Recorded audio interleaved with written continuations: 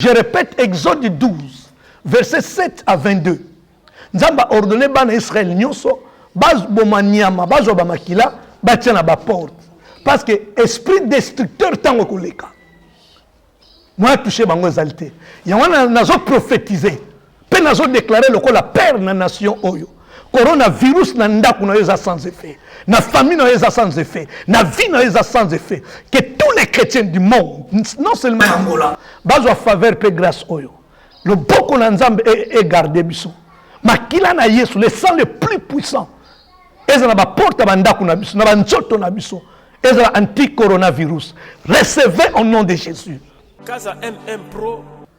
Parce qu'à part le visible, croyez-le-moi, il y a aussi l'invisible. Donc, si le coronavirus existe comme virus, mais derrière ça, il y a des calculs eschatologiques. Casa MM Pro. D'abord, le mot corona apporte 6 lettres, chiffre 6. Tout eschatologue sait très bien, eschatologue nyons, il dit que chiffre 6 est un chiffre d'homme. La lettre nyons au coronavirus est utilisée. C, dans l'ordre alphabétique, est à 3. O, dans l'ordre alphabétique, est à 15. Si on compte, ça va donner 66. Est-ce que c'est un hasard? Donc, 6 lettres plus 66. Et puis 666. Dans tout ça, il y a seulement des imaginations? Non. Casa MM Pro, maison production ya Malonga. MM Pro TV, qui Salomé Banda. Matu katika na yebisa yo mankoi oyebi mosala Casa MM Pro. Kofi matu katika na yebisa yo mankoi oyebi mosala Kofi matu kamankoi Casa MM Pro.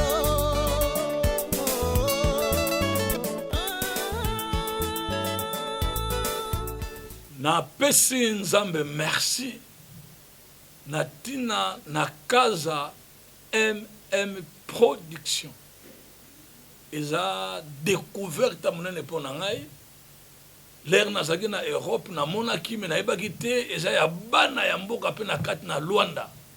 Ko eza li pambole comme le biso. Mbote mingi pa na PDG mutazui initiativité na ba oyo nyonso bazali ko sa na kati na Casa MM Production. Le lot est comme pour na mission ya bana nzambe pour na ko édifier ba nation. Nzambe apambola bino apesa bino les atouts. Et pourquoi pas beaucoup lokola bandaku mosusu otomoni basali pe misala ya minene. Lokola mosako le pe tata na pamboli Casa MM Production. Bokende mosika et nzambe azana bino. Omoni nazana portable nanga awa na yeba kitende zalaka awa lelo komilinga tina kati na ndaku na kati na église ngai ese na s'abonner déjà na Casa MM Production bino pe bo s'abonner bozala le bienvenu na kati na Casa eza na kati na mboka awa et même ba oboza mosika eza problème te, la technologie est déjà avancée boko benga ba numéro ezali wana bokozala connecté na Casa MM Production. Kobanda na PDG. Atala mutu akokota lobi na kati na mouvement oyo. Na kati na empresa oyo. Tika azala béni d'une manière extraordinaire na komona Yesu Christo. Amen. Merci. Shalom, mes très chers amis éternels de partout vous allez. Bateau bagumba melaka l'éternel Dieu des armées. Bateau yo bayebi secret yakotombo la trône ya tata bisika nos bozali na Amérique, na Asie, na Océanie, Europe, Afrique et belé ya ba shalom pe na bandeko nyonso oyo bolinga ka pe bolandaka émission na bino ya 100% bonzambe balobi ata 1 centime totikeli mutote donc 100% nyonso topesi epa ya tata po azo mériter yango. Na pesi mbote na ngai na bandeko nyonso oyo boza mieux placé na tango oyo boza sensible na tango botiki nyonso pona kolanda biso lokola bampaka bampaka ya lingomba lokola tata na ngai apôtre Lunama bisiko zali papa ya yo yangoyo lokola apôtre Théo Zeka le prophète Miezi Antonio et papa na ngai Deka bisiko zali na Portugal ya yo bambote yangoyo et bongo na Paris na bosante le pasteur Florine Pangi et puis na kati ya Angola lisusu na ministère à cantique nouveau wana na moni apôtre Hippolyte Ndeka pe ba tata na ngai nyonso na mabele Angola na pesi bino bambote belé balobi toujours micro na biso pe votre humble servante maman vérité la polyvalente azo sala toujours ba recherche ya bantoma ya basali ya Nzambe oyo ba bengami baza ba mentor na kati ya mabele ya Angola lelo toza wapi tokoti na kati ya mabele ya Vokumbi na église na biso ya IEPPDA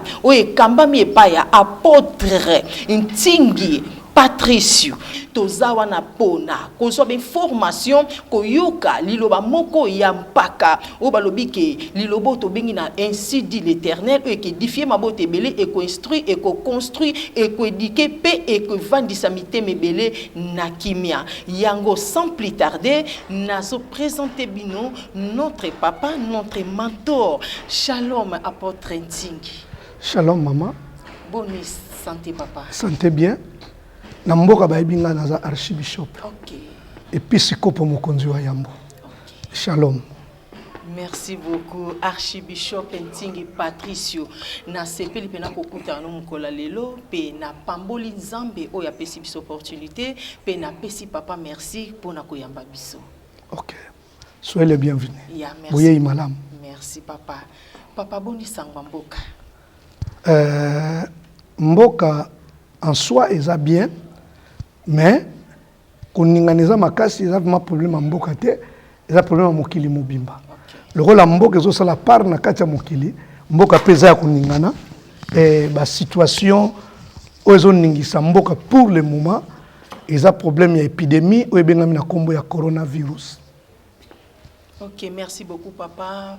Balandi nyonso ba téléspectateurs nyonso ya Casa MM Production na kanisa tango yangoyo boyoki eza affaire ya mboka te mais eza affaire ya monde entier. Likambo eningisi mboka nyonso na kanisa bozoka silence kimia pena eza na mboka mais la bonne nouvelle est kozala kaka prêcher.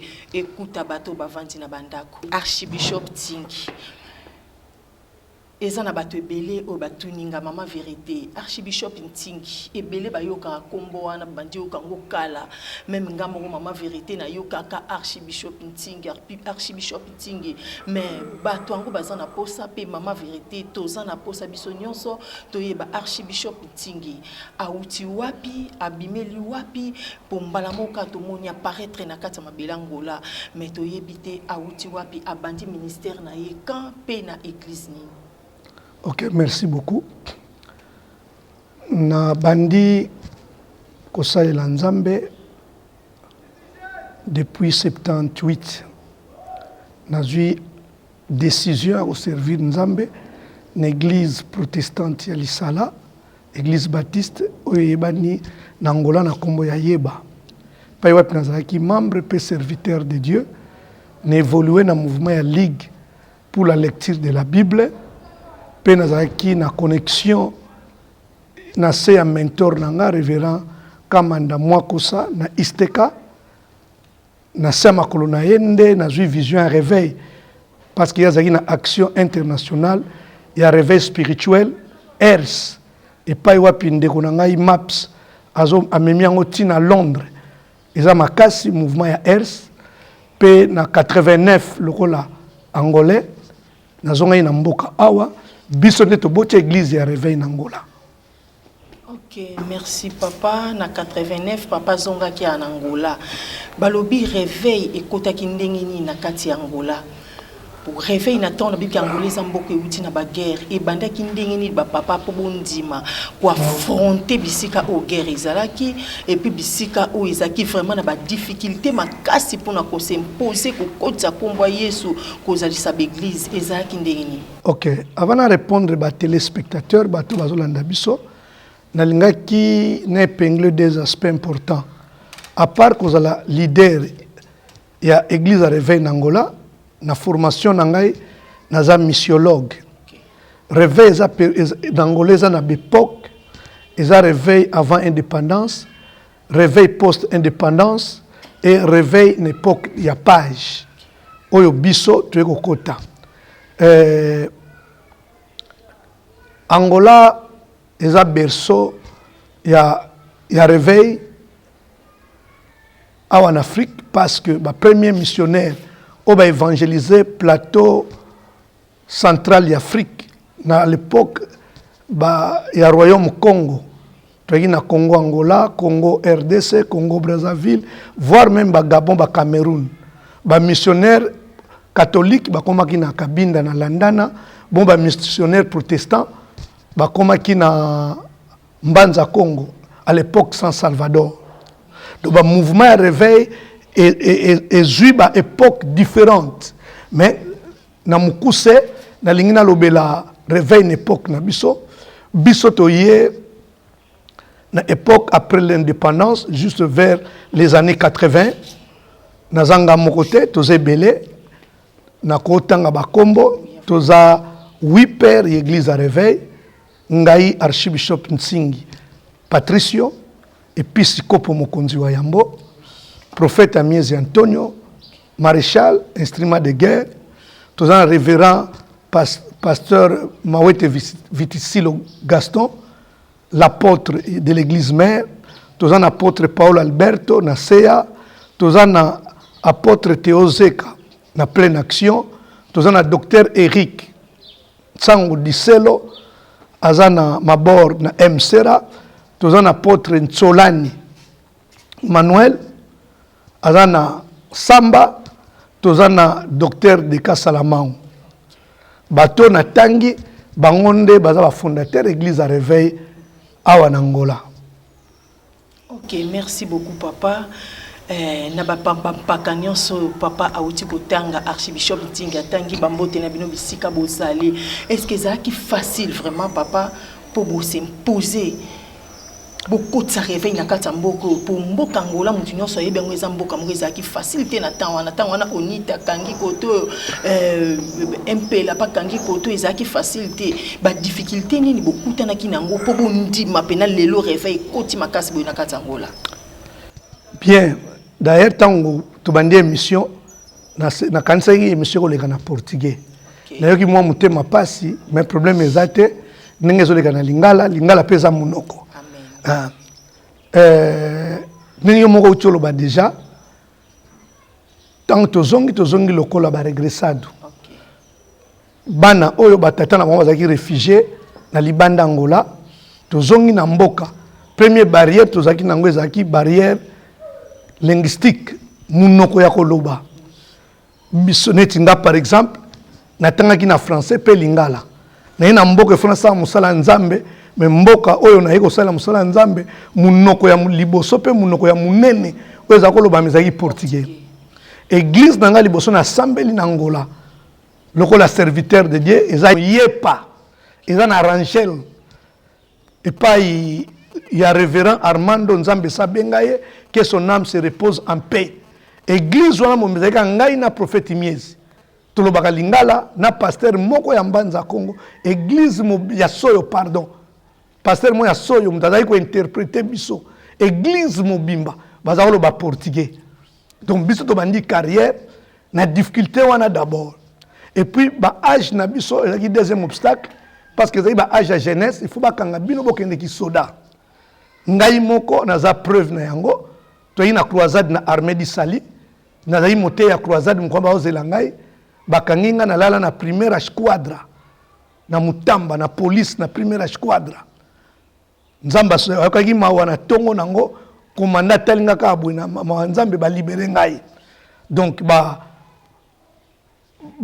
étape ya obstacle ezaki ya ba forme ebele parce que troisième obstacle là il faut s'introduire na culture tout ça l'évangile ya transculturation donc bison batoto yaki na ba mangala ba français il faut tout ça la makasi musalo tozo sala ekota na milia bato portugais babenga ngo la transculturation de l'évangile alors ezaki moins facilité mais lokola loboko nzambe ezalaki epakola mi nzambe ezalaki nguye ezalaki makasi et ça que peuple même bazayo kalingala te mais puissance nzambe ba signe ba prodige na ba miracle ezao convaincre bango Amen. Ba difficulté ezalaki belé pour na temps wana tozala musika mitoyoka masolo ya mboka.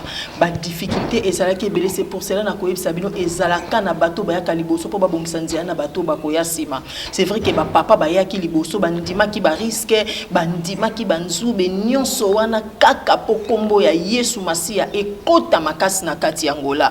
Merci beaucoup papa na musala bosalake. Papa grand thème na biso pe sujet na biso ya moni na kati émission oyo eza sur l'eschatologie. Tout mon temps oyo vraiment eza temps oyo batu bazo se poser ba question, batu bazo lo bandenge balingi, batu bazo interpréter temps oyo na bandenge na bango. Mais na ye na question mi balé kaka. Pour to kozala trop intéressé par papa na moi exhortation et pas peuple de ba partout dans le monde, peut to kozala intéressé na même courte prière ya papa et pas bandeko bazolanda biso. Question na biso ya liboso ezapoué. Bandeko balobi na tango ya kala na Bible. Soki totali tango nzale yaki na Samarie. Nzambe a révélé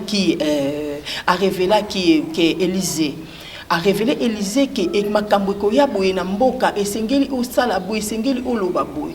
Après wana ponzala esila nkolo apesa ki toujours ba révélation et Élisée. Balobi na montagne Carmel na défi ya Élie na ba prophète Baal.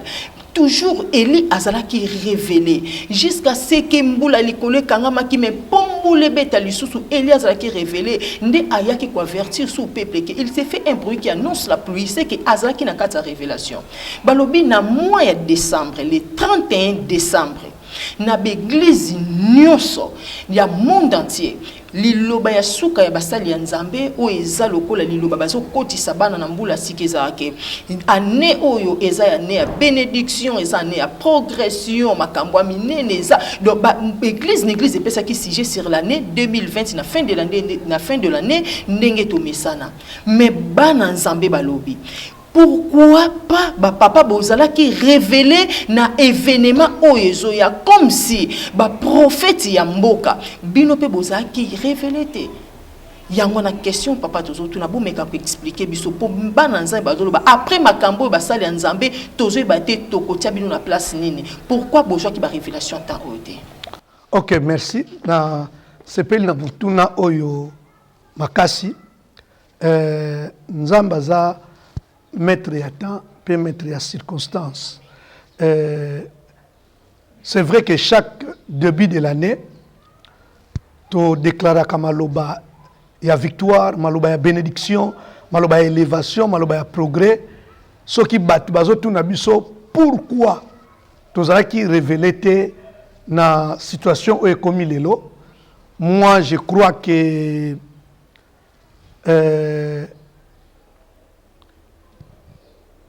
eza penza ndenge wana te parce que tozana ba information ebele eza même lancé na ba YouTube na Angola to na libanda ya Angola to na libanda ya Afrique eza ba ndeko o banosaki ba risque ekoya même na RDC tozana ba lokola ndeko na ngai eschatologue na Kinshasa le nom m'échappe.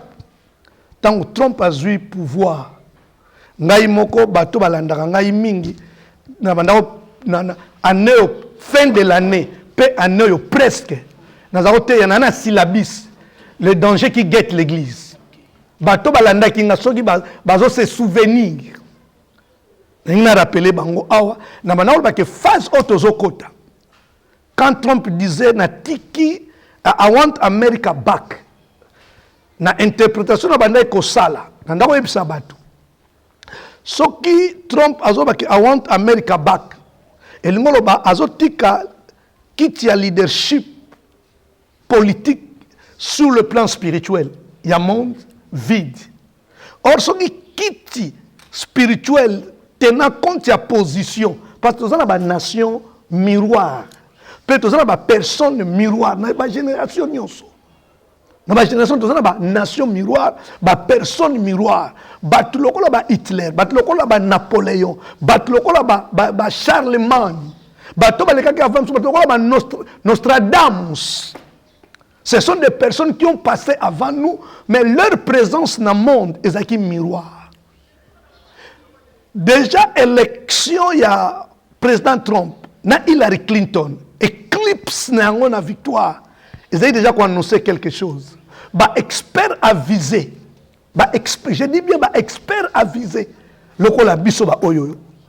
a eu le temps de déchiffrer ce qui se passe. Le président Trump a pouvoir, monde juif, Israël, et comme ça, 5777 ans.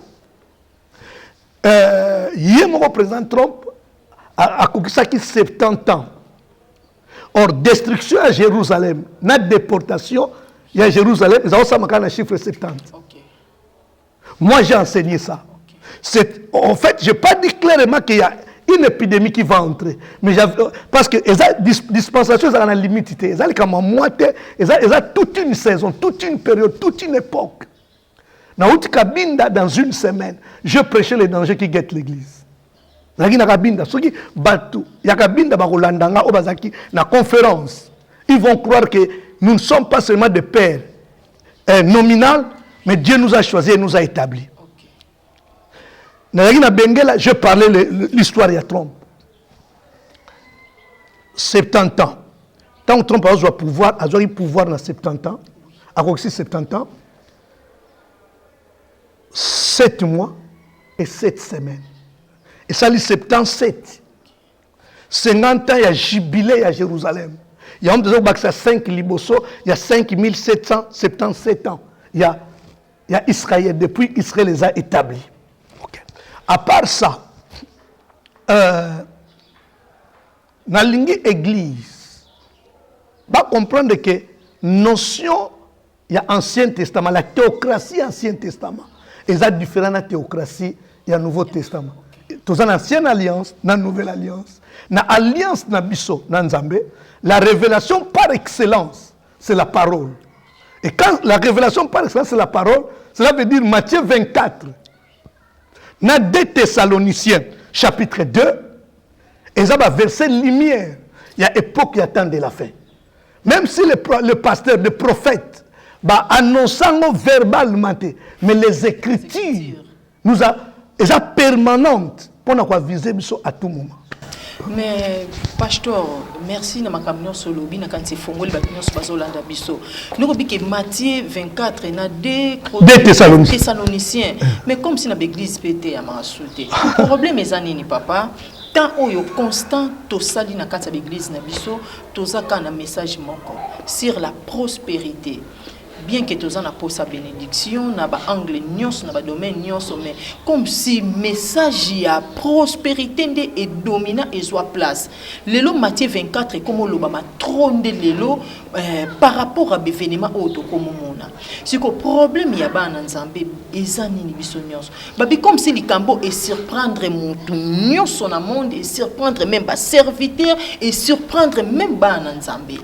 Siko balobi ba prophète na kati ya mboka ba prophète de la nation baloba même mama nazomona ndako na yo rideau no eza ya jaune nazomona ndenge za bo lobi osaki na problème boy mais likambo ya munene problème eza ya wana toki papa archbishop Bitingi oteyaki na Kabinda na Luanda bisika nyonso mais problème eza ya basali donc en général eza ne belé vraiment basa surpris na likambo ekomeli biso. Bien. Moi, je vais défendre Yango parce que moi j'ai des données et puis je me cultive très souvent. Déjà en 1981, il y avait un intellectuel catholique chinois. Il a annoncé problème épidémie dans Wuhan, dans la cité de Wuhan. Il y a Wuhan. Alors, il y a une épidémie Wuhan 400. Bah, experts et belés avisés. Ils avaient déjà des révélations sur le coronavirus. En 1555, 1500, des siècles avant nous, Nostradamus, il a parlé de coronavirus. Le problème est que le avait fait à la gâté. Bissonionso. On dirait bon, balobaka aboye, ezalaka aboye. Ce qui nous a révélé, c'est souhaité en Chine, en Russie, en Allemagne, en États-Unis, en RDC, en Angola. Je suis sûr que le message n'a pas ça à partir d'Angola, nous avons dit que Namibie va au Valais. Jamais. Ça c'est un. De deux, Dieu est souverain. Nalingi to condamné ba prophète ni ba sali na Nzambe na sens que eloko Nzambe a révélé bisoté, tout ça pen droit ko loba yango te. To loba ka soki Nzambe a révélé. Dans ma Bible, la Bible me dit les choses cachées sont pour l'éternel. Quand Dieu veut faire une surprise, a osala yango.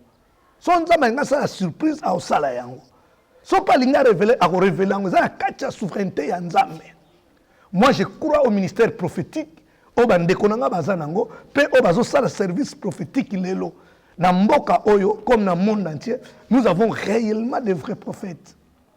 Avant la crise économique par exemple, 10 ans avant la crise économique, Maurice Rilo nous a fait une révélation sur le collapse économique des nations. Il a écrit une Bible. Mais est-ce que la Bible c'est le cas dans la télévision? Non. Moi j'avais acheté 3. Na sombi pona nga, na sombi pona mwana nanga, na sombi pona na pona bana nga mibale, tu vois. Mais le col sala qui ba dégâts ya makasité. Bible ngo ezali tant que yoku ne oza boye biteke Bible ngo ezalaka. Na sombi Bible mo $150, na sombi 3, $450 pour na se cultiver. Il y a des prophètes qui parlent, mais le col ba dégâts ezalaka, les conséquences ne sont pas là. Quand les gens disent que Moutaloba quitté, non. Monde des âmes, il y a des personnes qui ont avisé. Dans un documentaire, il y a Chinois, il y a un médecin catholique. Il a prévenu à Combois Sidad, il y a Ville, il y a Wan. Donc des experts avisés dans chaque génération Bazalaka. Nous avons un problème à message. Na commanda janvier ti awa. Janvier ti sikona teina Lubangu, Matala, Namibe, Benguela, Pekabinda, 5 provinces. Dieu m'est témoin. Dans toutes les 5 provinces, je parlais sur les dangers qui quittent l'église. Mais le coup là, tout le qui n'a pas télévision minénité. N'a toujours pas ouverture il y a une grande télévision. Moi, un message et atteindre les bateaux. Exact. N'a tombé le boko liboso nzambe. Dans l'espace 5 provinces, je parlais sur les dangers qui guettent l'église. Nous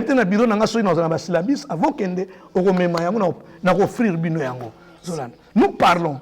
Et pendant qu'on parlait dans tous mes séminaires, je parlais 4 dimensions de messages que chaque église doit apporter chaque année. Écoute-moi bien, toi qui es leader. Écoute-moi bien, toi qui es pasteur. Écoute-moi bien, toi qui es homme de Dieu, prédicateur. Chaque année, dans le calendrier de l'église, nous avons 4 dimensions de message à apporter à l'église. Il faut apporter un message évangélique qui élève Jésus et qui amène les gens à la repentance. Il faut apporter un message eschatologique qui permet au peuple de Dieu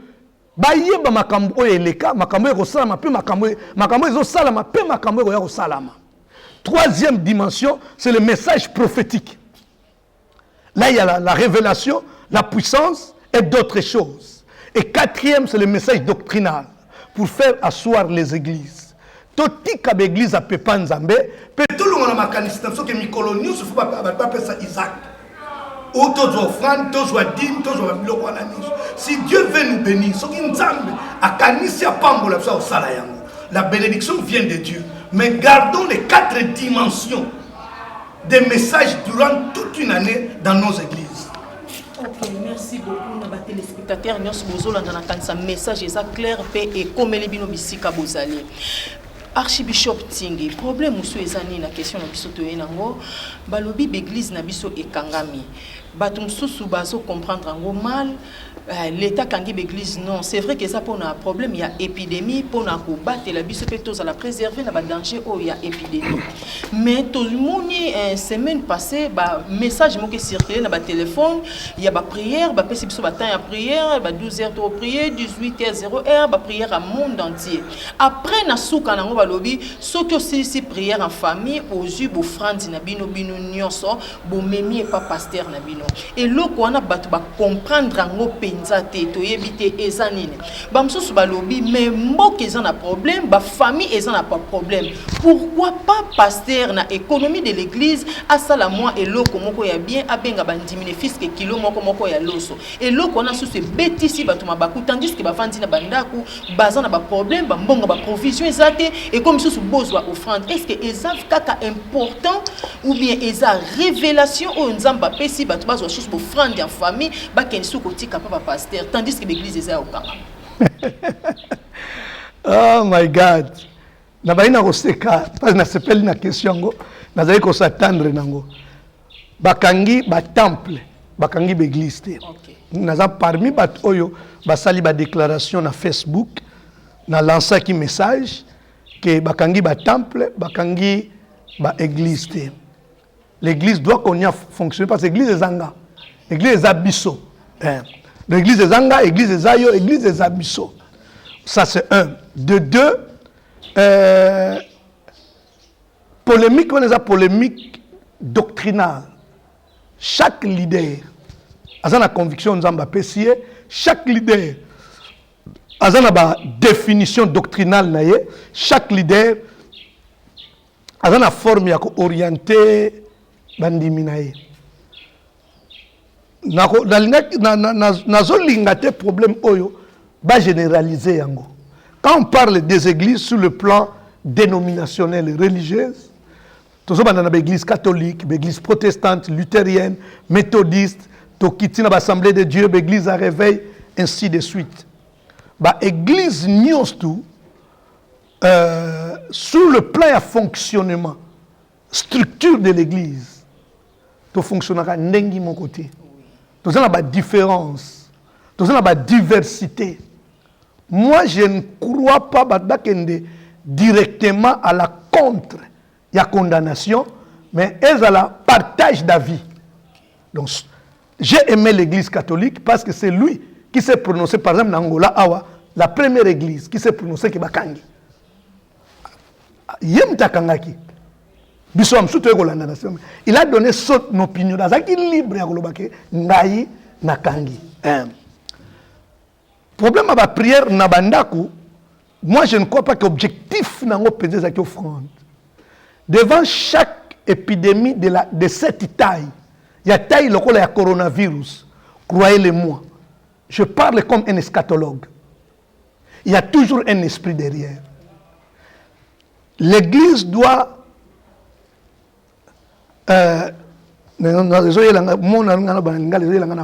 l'église est asangisa ajunta makasi na ye na beforo gouvernement zosala naza d'accord bato bafanda na bandako l'état a plein droit a toute liberté et la responsabilité de l'état à protéger le peuple sans tenir compte de la dénomination, il y a classe sociale, il y a position na ye.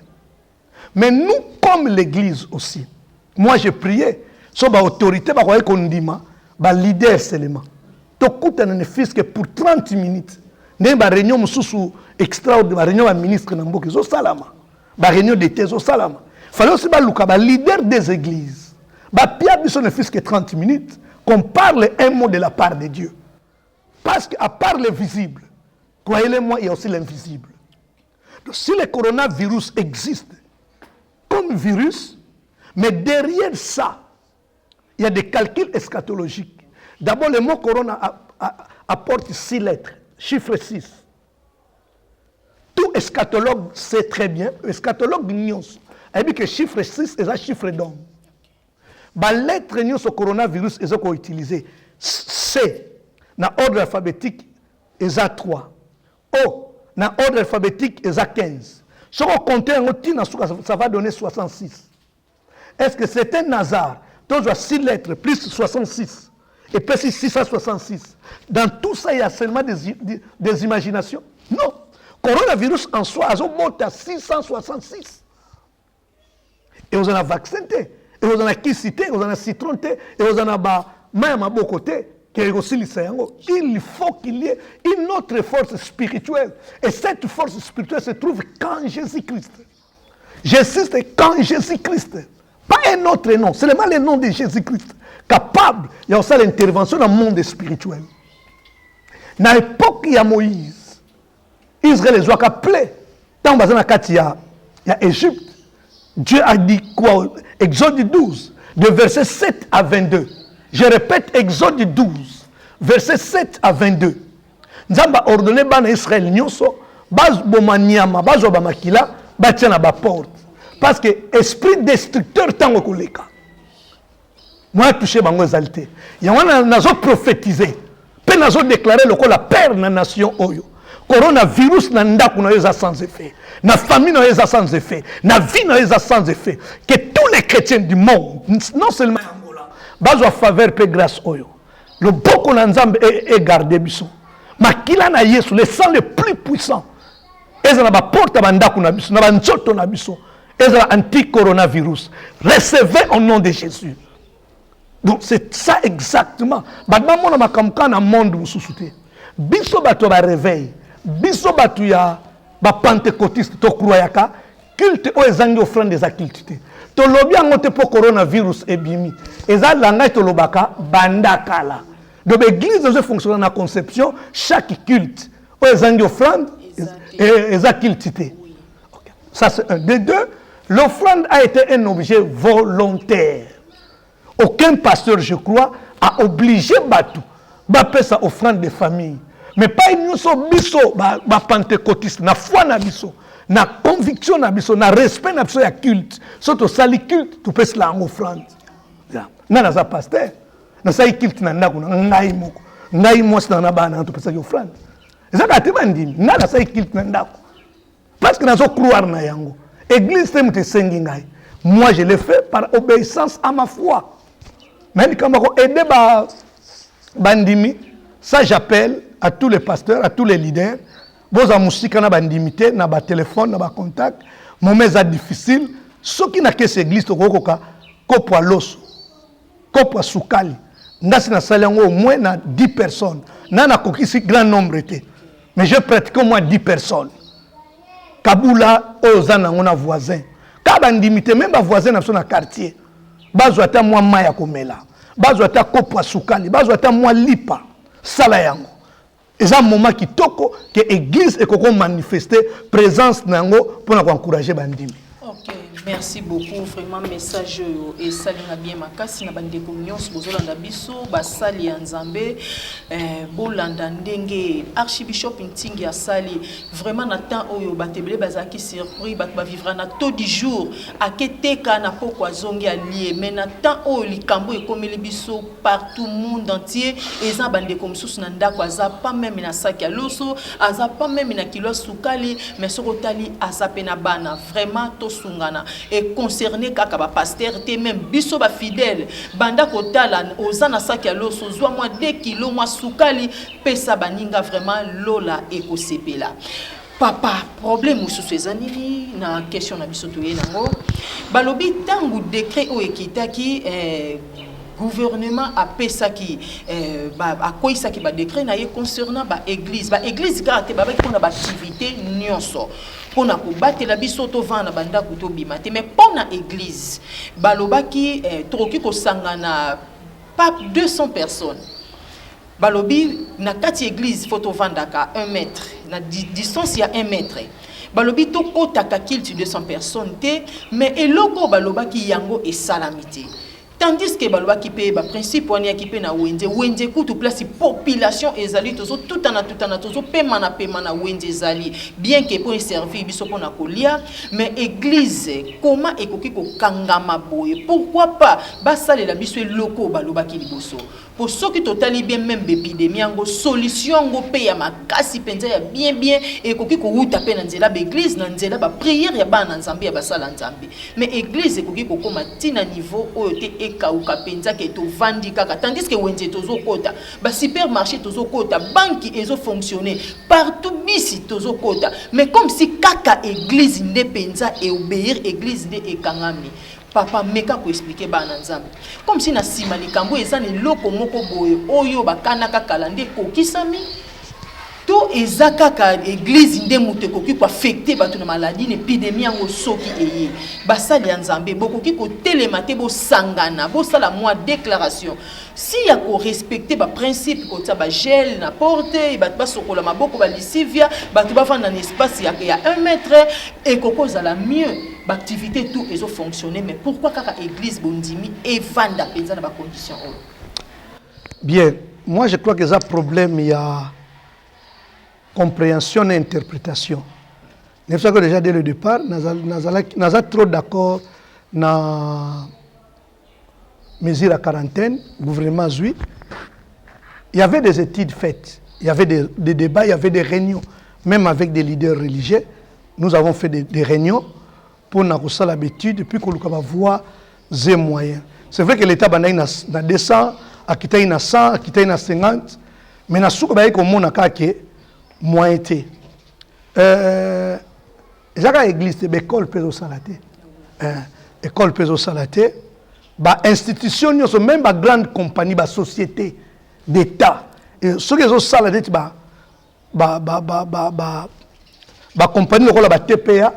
Ils ont ba journaliste ba travailler na ba quantité réduite, ba réduire ba quantité. Ça en Angola té et ça partout dans le monde entier. Ba réduire l'État abandonnant na ba institution oyo yaza na contrôle nango avec facilité. Wenze c'est vrai que c'est une exception mais c'est une exception na kobe nango imposé. Donc il y a pas forme o ba ko sala to empêcher ko liaté. OK. Donc solution moko te pa nana ba notika biloko ko lia na bandako alors que prière to ko sala on pe na bandako. Oui. Na bandako lo baboui. Bakangi temple bakangi église c'est parce que église c'est nous. C'est pas d'abord un problème alarmant. Biso loko l'église. Ba baza ba mina na Facebook. Na landisi ba message na publier ba message ya ko landana. C'était juste pour faire éveiller l'église. Malgré dans cette condition, ne faut pas laisser que le diable accomplisse sa volonté derrière cette maladie parce que derrière toute maladie grande et grave, il y a toujours un esprit. Ça, nous devons être éveillés. Tous les experts avisés, les gens qui sont capables, et dans chaque génération, il faut savoir faire la lecture prophétique et la lecture eschatologique de votre temps, de votre époque et de votre nation. Yeah, merci beaucoup papa. Nzambe ya lola azwa lokumu pona dialogue kitoko vraiment na bike bana nzambe bisikans boza édifier bisikanyos boza mitema na bino eza vraiment na kimia.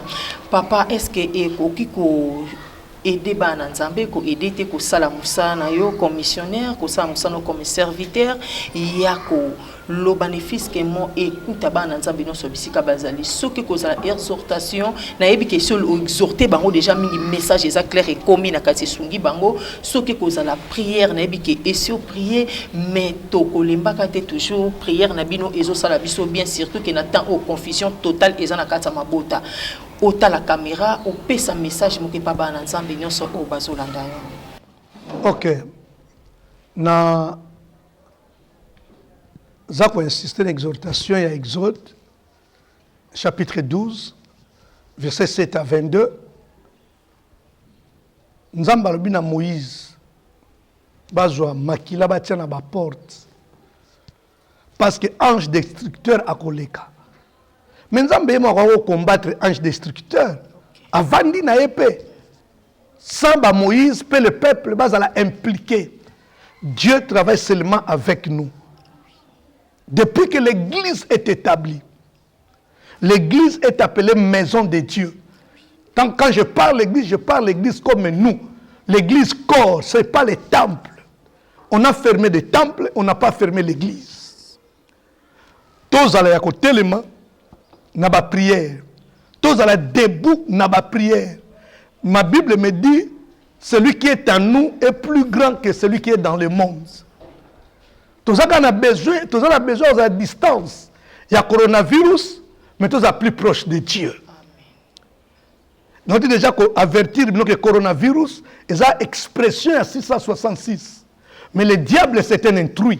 Le diable c'est un menteur.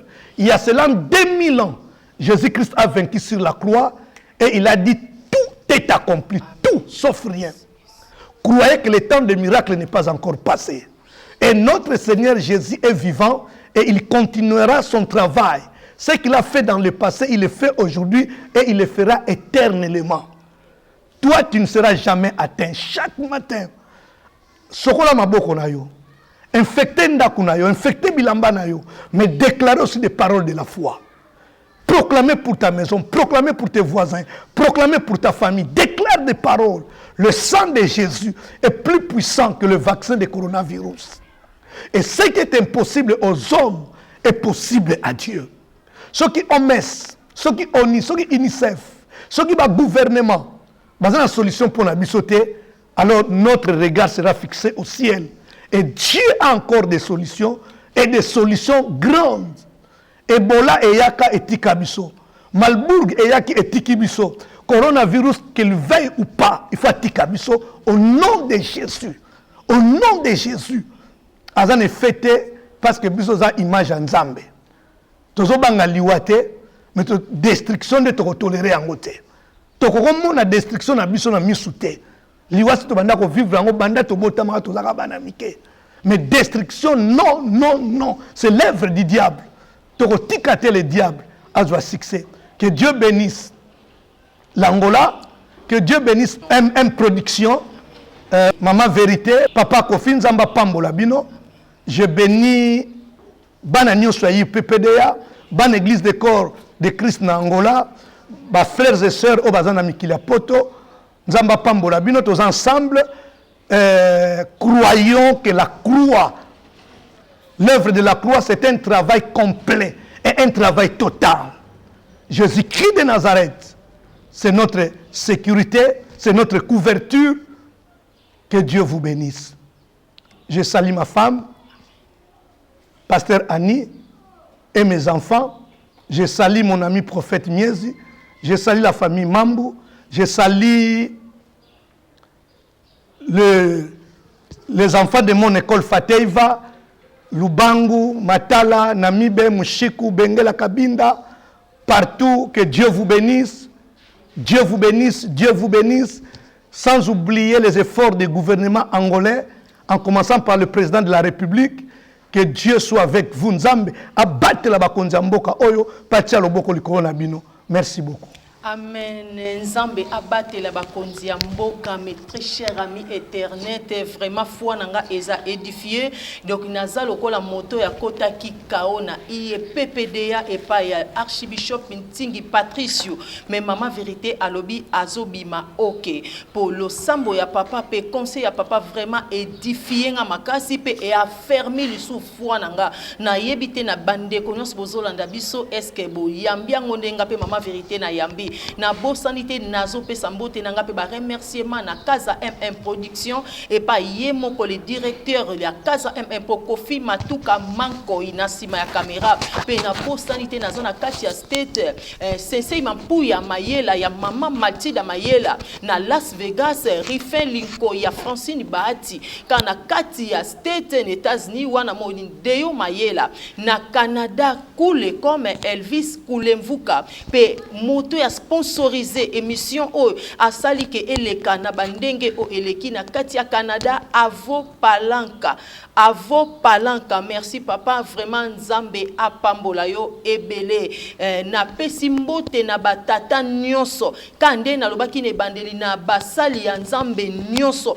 batata nyonso o bazo lakisa biso nzela na nzela na ba message na bango tozozwa 10 jours au jour yango ezo sala peke mitema na biso ezala kovanda tozala paniquete tozala na batiti dia bien na banda kubisika tozali à travers maloba ya ba papa tozolanda ba message na ba direct partout vraiment Nzambe ya lola apambola bandeko nyonso oboza connecté na ba papa na biso o bazo te ya biso mokolo na mokolo na pesi mbote na nga lisusu na prophète Miezi Antonio na bandeli koloba Antonio Miezi maréchal prophète de la nation papa ya yo yangoyo pe bampaka nyonso na lobi lisusu na bandeko nyonso bozolanda biso bantoma basali ya nzambe micro na biso ya Kaza FM production balobi ezotambola partout de kabinda akunene awa na kati ya Angola. Numéro na biso ya maison eza plus 244 code ya mboka 926 126 126